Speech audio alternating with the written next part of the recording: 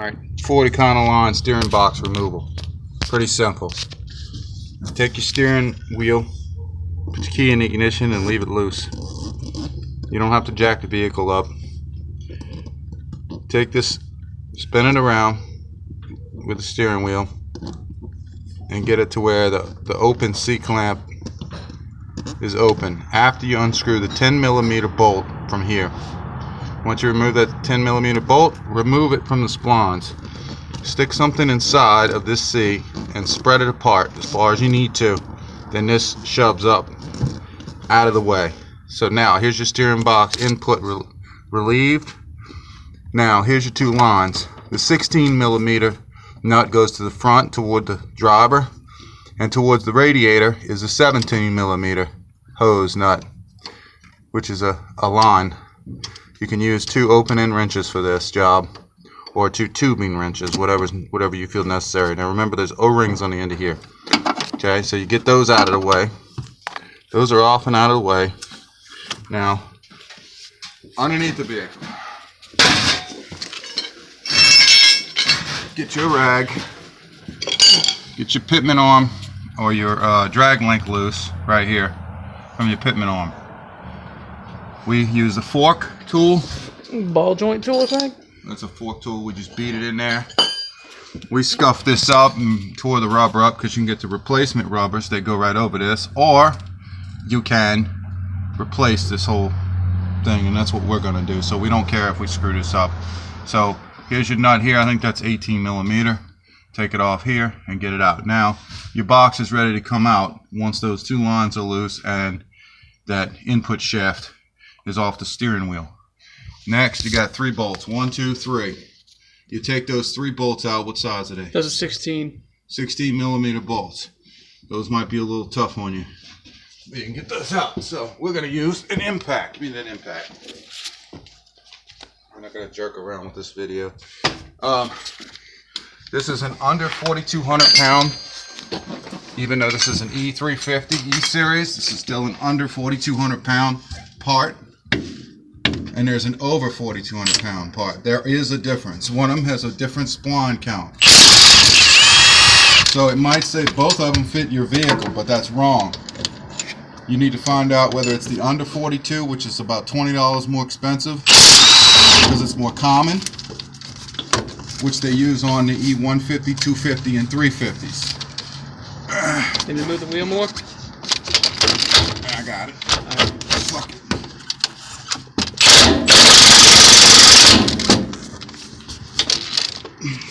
Get this off.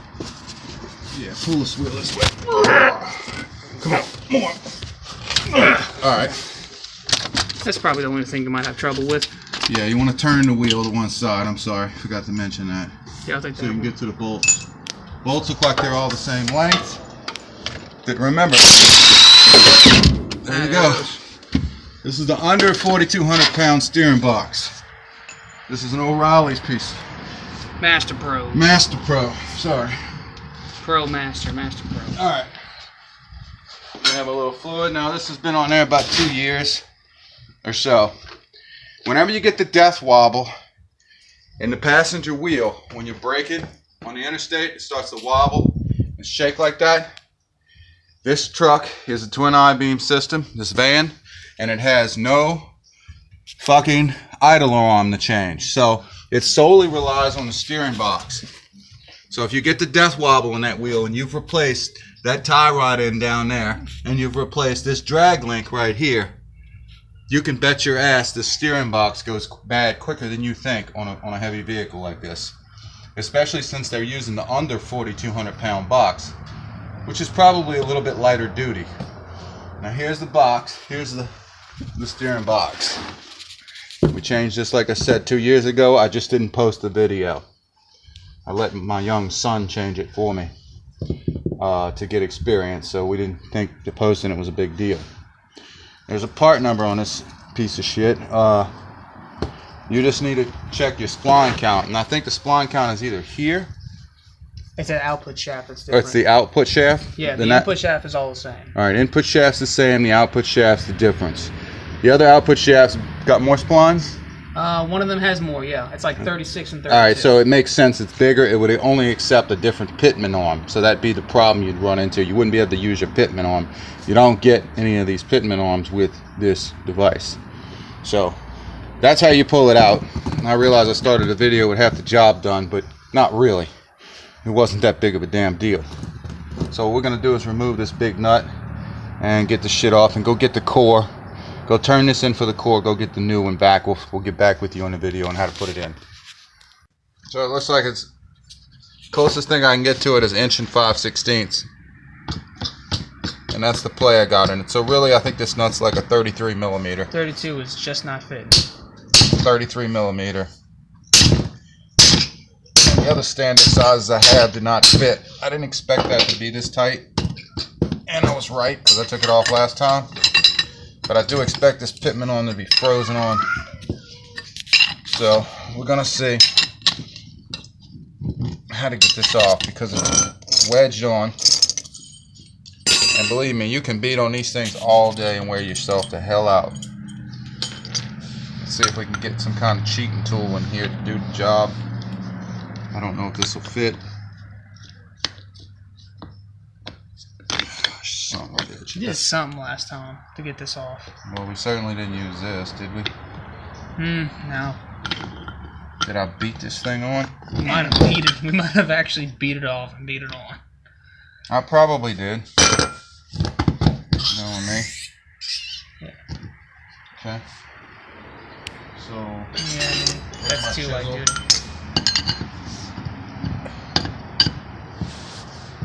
This sucks. I gotta use this. And that's too light of duty. This Yeah, that thing shit ain't gonna do nothing. Maybe. I mean, it might do something. I doubt it. I mean, look at it. It's pathetic. I mean, it's Craftsman, but it's pathetic. What kind of wrench we gotta use for this? Yeah, hold on a second. Alright. So we might get lucky if we put a little tension with this little puller.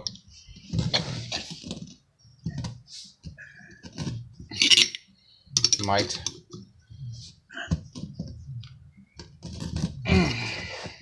My suggestion is point this thing away from you. Unless you want to spring steel in the face. You want to beat on the side of the pitman arm to shock it.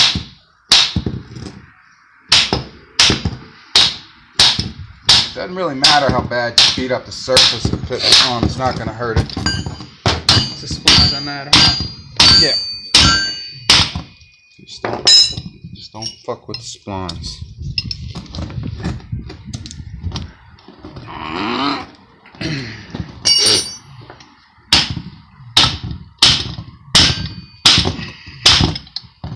Watch out.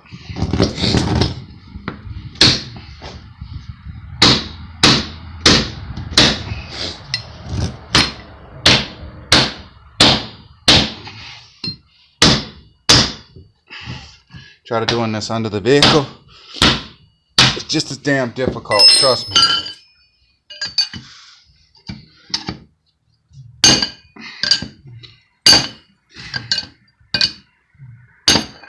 Pause the video and get my fat chisel. Yeah.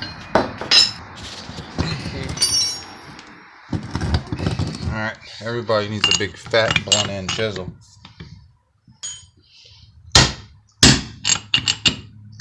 This thing pointed towards your nuts. That's no leg. Good.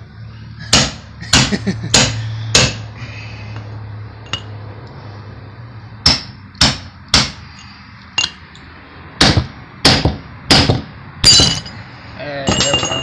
Alright, pitman arm off. That didn't do any damage. So wait, which way was it pointed? It was pointed Like that. this way. It can go on, looks like 4 different positions. So you'd be one whole quarter revolution off, huh? Yeah, we know that my chisel mark here is the inner side. I mean, if you put it on like that, and you go to put your truck back together and it's shitty and nothing lines up right, well, you know, you did something wrong. Oh, we know the chisel mark is kind of in line right up here. Let me find Right my, around here. where's my groove at right There here? you go, yeah. Okay, so this is how I was feeding it off.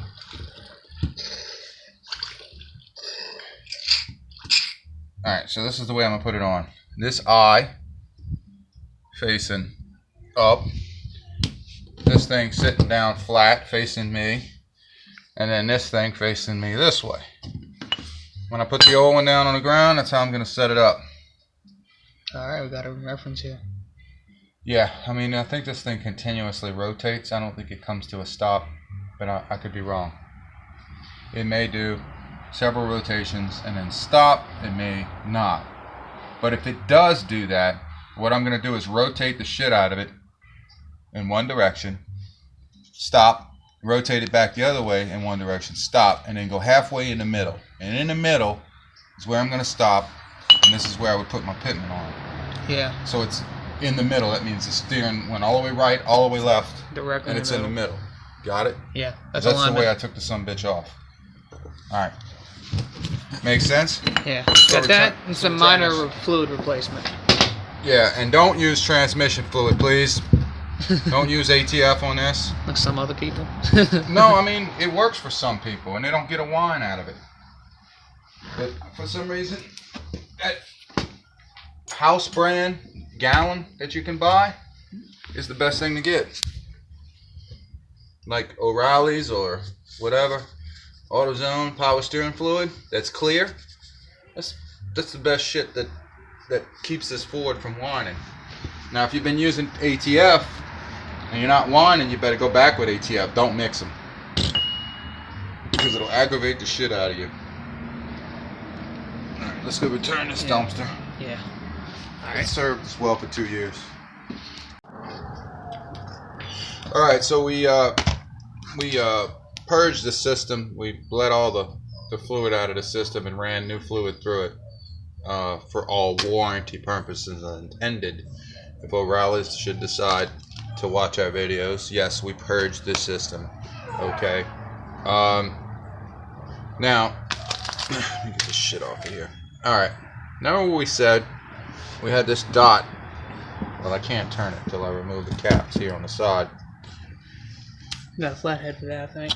Nope, never mind. You're just gonna try that. Got fingers for that. But this one might not be so easy. Paint it right over the cap. Well, it's good. You want to be the guy to sit there and tape this shit up?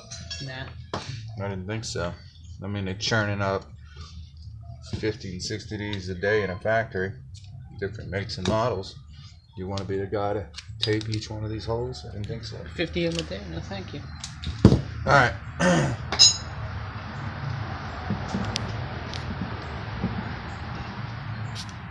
So there's your white line. We got some fluid that was in it. And we got all these dots. Yeah, some red shit. Man,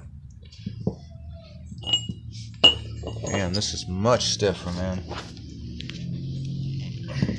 Remember the other one I could kind of turn? Yeah. Can't turn this one that easy. You think it's pre-aligned from the factory in center? Remember I said my mark where I beat it off? Yeah. It was up. Do I think it's pre-aligned? I don't know. You want to read the instructions? Sure. Alright, there we go.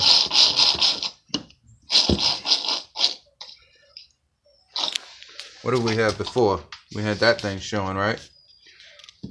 Yeah. We got tit at the top, and we had this thing kind of this way, straight, right? Definitely, yeah. So let's just assume that's the way it's going to go back on, right?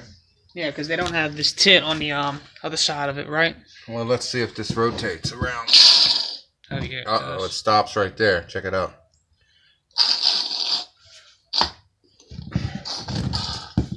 It means all the difference. Wait, look, it stops right there. So, okay, that makes sense, right? Yeah, it's in the middle. Right, so, okay, it stops there. That's stop. And then stops there. Stops there. Stops there. So, where's the middle? Somewhere up in here? Yeah, a little bit more because it looks like. Okay, so the way maybe they it's have there. It. Yeah, like that.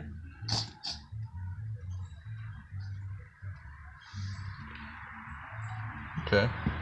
So if this thing were bolted on your truck, it would be bolted like this, right? Yeah, input shaft going upward and then pitman arm kind of at an angle. Right. and you could turn right, or is that left? You would turn left, and you would turn right. Yeah, that's right. Okay. There really isn't any other way this pitman arm can go. Because check it out. Just for you people who are worried that you're going to put this pitman arm in the wrong spot, let me show you why you can't. Because like I said, it can only go in 4 positions. That means rotated 1/4 degree. It's gonna be down there. I mean, shit, that's, you know, and then the other one is all the way to hell over here. It's kind of like you can't even hook the drag link up. It's like that. No, you can't. So you're safe. There's only one way this goes on. So if you're freaking out about it, don't worry. Alright, now I don't have any never sees, but I do have some shit right here that's falling apart. This is graphite. It's locksmith shit. It's what locksmiths use. It's called lockies. I mean, never sees is not graphite. It's what is lock sees? Never sees copper. Yeah. Copper with a grease. It's copper grease. Like we got for the Toyota one time. The oxygen sensors. Yeah, but it came in a little goofy packs. Okay.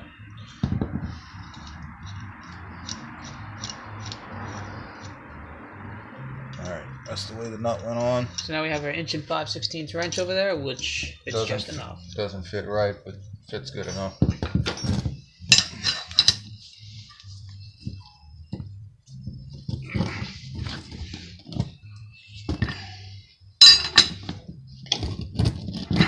Now remember, always make sure you torque this down to the right specs, because if you lose steering on the highway, you're kind of screwed. Alright, you think you might crash to a guardrail?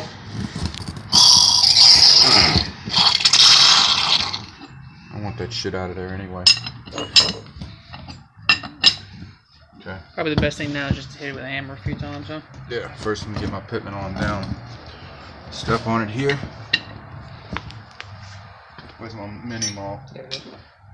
Alright, so you give it some love taps. Love taps for torque.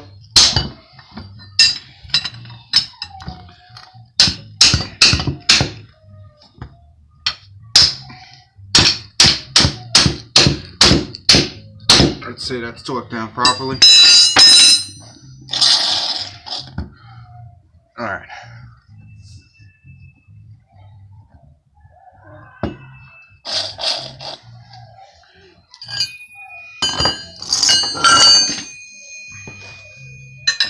Let me make sure.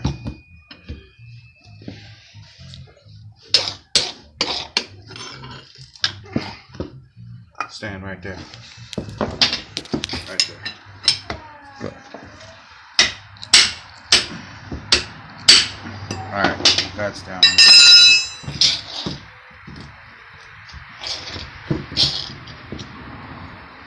Alright.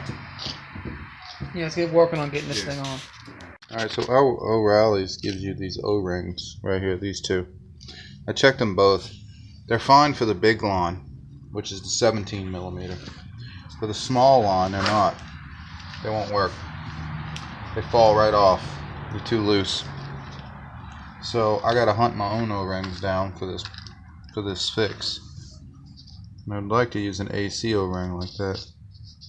So neoprene rubber would prevent it to rot with power steering fluid, a slightly acidic fluid, so it won't eat the O-ring. And some of these black ones are neoprene too. Most of them. Let's see if I can find the correct O-ring for this job, since I didn't get one from O'Reilly's. Give me one of the wrong ones. Too small. Same size roughly. Alright, that is the size I should have gotten right there. This is one I just pulled out of my own kit. My own O-ring kit. So use one of the ones they gave you and then get a slightly smaller one. Ever so slightly smaller. and that one fits for the smaller port, which is right here. Smaller versus larger. Underneath the vehicle, you'll see a smaller port right here. Now look how that sits on there nicely. See? Thank you, O'Reilly's. You could have done better. You could have given me the right O-rings. It's okay. Alright. Next up. The other line has got an O-ring on it and it's out of the way. I'm going to leave that O-ring on it. I'm not going to take it off because if it ain't broke, I'm not going to fix it. I'm going to hang this line up here high, out of my way. I don't want this thing in my way. Alright. Lines are out of my way. Let me push this line up higher too and get it out of my way. I'm going to hang it up here in the brake distribution bullshit. Oh, way up there out of my way. Alright. Now everything is clear. Alright. Now, I'm going to take my heavy ass. Got our holes right here and 3 bolts. You want to get the... You can hold it up. Remember how I said it goes in? The same way it came out, just like Haynes tells you. Very vague. Big shit. Alright. Got one hole ready here. What you got there? One bolt here. Alright, hold on a second. That's one bolt at the bottom? Yeah, bottom. Okay. Wait a minute. What the fuck?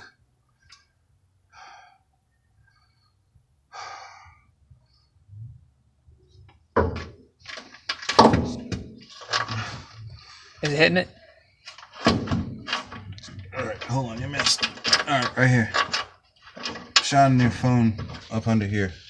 Alright, hold on. Can I thread it in yet? No? Fucker. Let me get up underneath here. I see this thing goes at an angle. Alright, go. Alright, there we go. Threaded. No cross thread. Alright. How's it feel?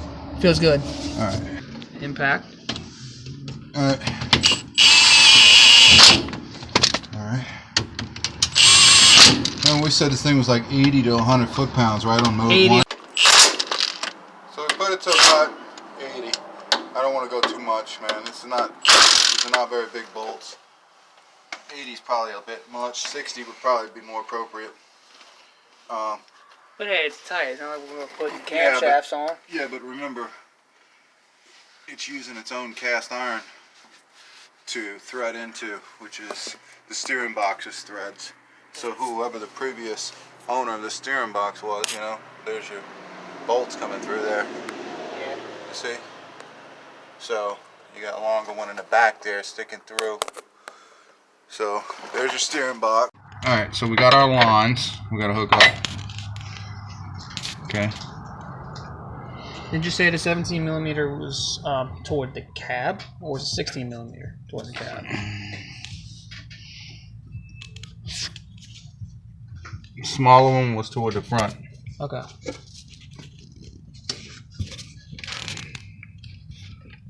Toward the rear, toward the front of the vehicle. So that's a smaller line.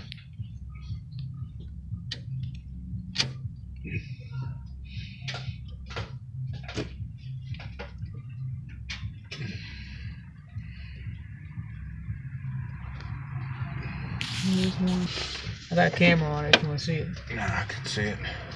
I can feel it. Okay, so that O-ring is, I feel that O-ring. I'm trying to press in.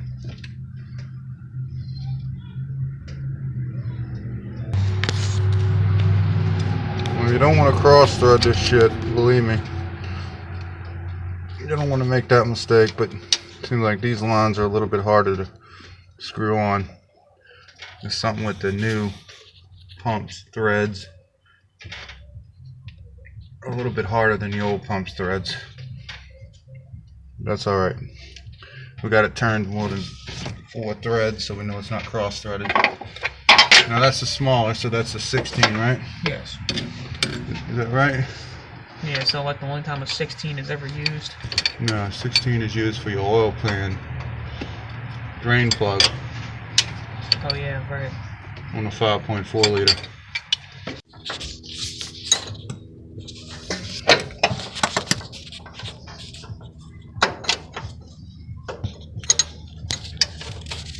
Okay, dipstick tubes in the way a little bit with a long wrench, but you can still get to the 17. So now we're doing the 17, which is towards. Wait a minute, that might be a 16 too. Give me that 16 millimeter wrench. How was fitting last time? I might be wrong. I don't want to tell everybody wrong. If there's a 17 in it. Yep, it's a 16. So they're both 16. Okay. Sorry guys. Don't fucking hold it against me. Alright. Those 2 lines are on. So that's all of our lines. Now we're not going to hook that up just yet. Our steering wheel. Now remember this. When your steering wheel is straight, this knuckle right here is 10 millimeters facing you. See it sliding down? It's facing you. So when that's straight, it's facing you. So just so you know, for reference. Now before we do that, we're going to go up underneath there and hook our drag link up. Even though we're going to change it, we're not going to change it on this video. We're going to hook it up. We're going to see where our wheels line up. I'm going to put them straight. Because believe it or not, that can slip a little bit. The splines up top can slip just a couple of splines before you tighten it up. It can slip a couple of splines to the right or a couple to the left. And what I want to do is put it on as straight as possible up top after the wheels are straight. So let's straighten these wheels out. This one obviously has to go in. So you kick that wheel in. But for the most part,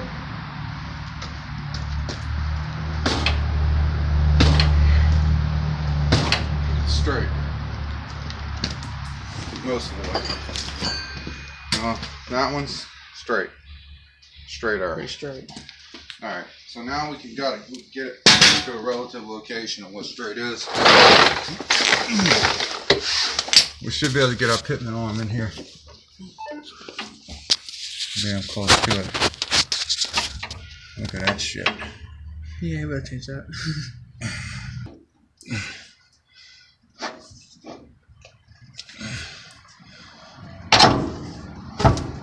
Alright. We have our fork tool. You can always take the shit back off. Yeah. So we'll tighten this just a little bit, just to pull it up in there. So it's not wobbly. Give me 18 mil, I think. Nope. This is not 18 mil, it's 19 or 20. Alright, for the record, this is 21 mil. This nut right here. So these nuts here are 21 mil. For your pitman arm. Drag link, I'm sorry. 21 mil. Alright. Now let's go check the wheels. They should follow each other now correctly. Alright, now this one's kicked in. This one's kicked in towards this way, and this one is kind of kicked out a little bit. It is. So kick that tire so they both kick this way. They both kick that way? Yep. Okay. Record. Yeah, record. Ah, good. Okay, so remember I told you the 10 millimeter nut bolt is showing right there, so there's the bolt hole for it. The flat spot on the spline count should be at the bottom on the shaft. The dot should be at the top facing you.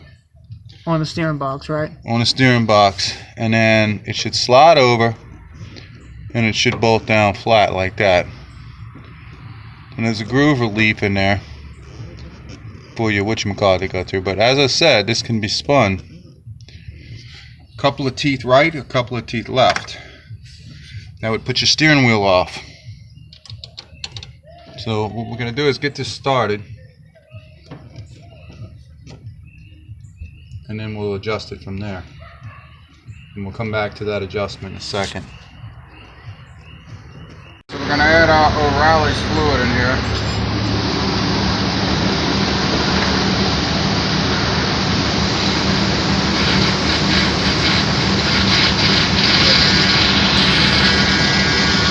Here's our power steering pump. Look down in there, how much fluid's in there? Not gain much. It's rushing.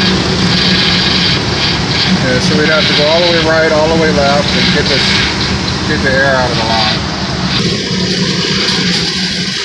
Put some more fluid in there. Get that air in the line.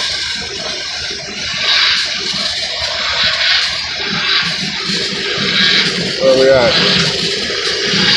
Get some more in there.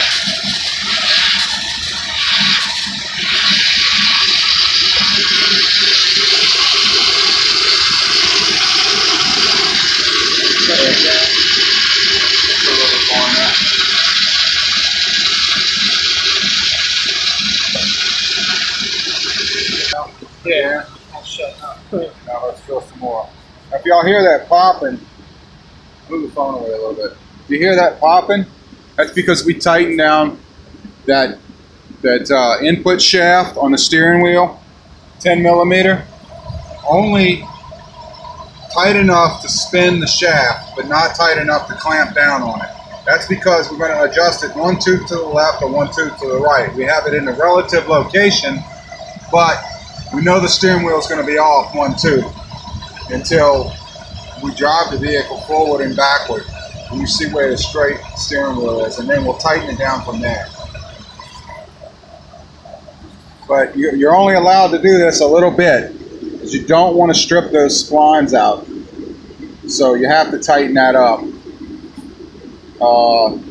You can't let it pop back and forth very much. So what I was just doing was kind of stressful on it. I would recommend tightening it down. Don't tighten it all the way, because you'll smash that clamp and then you'll be forced to open it again. And you can only open and close that piece of metal so many times until it gets weak. And you don't want that problem on the highway or freeway or wherever the hell you live.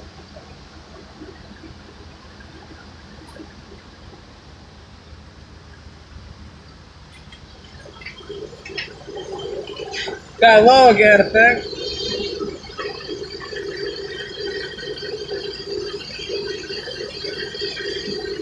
You can always take a turkey baster and suck this fluid back out if you put too much. So don't be afraid of that. Alright, we're almost at the top there. I'm going to leave that there for now.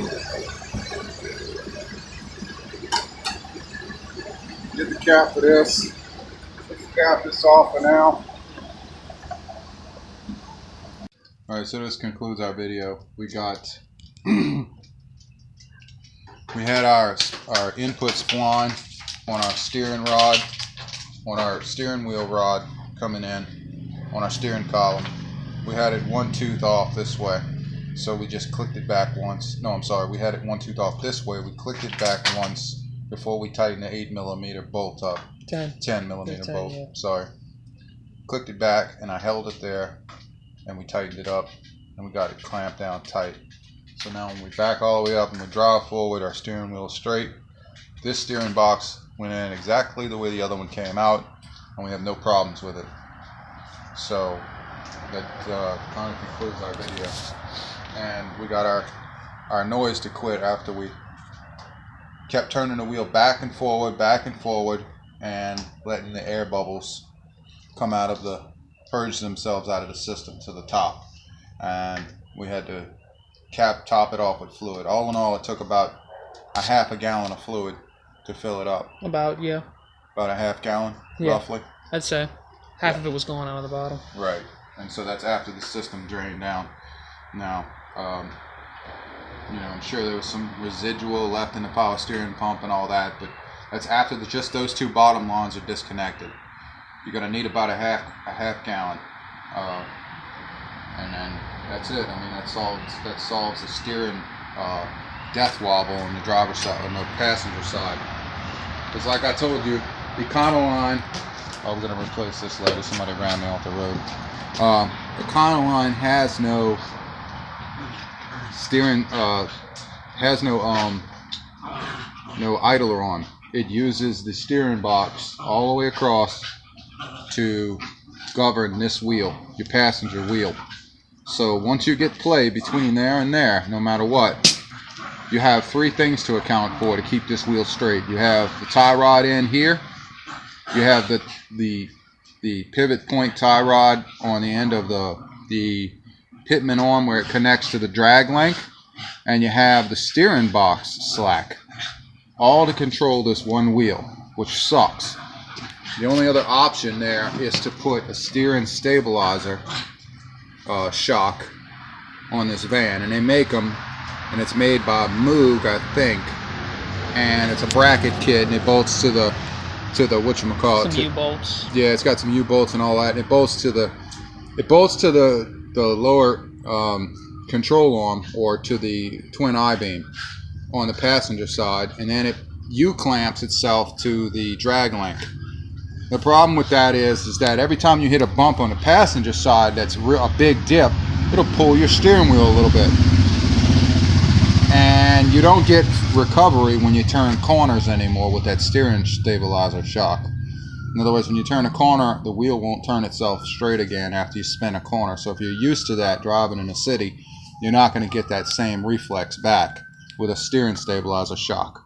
So that's another point about why a steering stabilizer shock, could be a problem for you.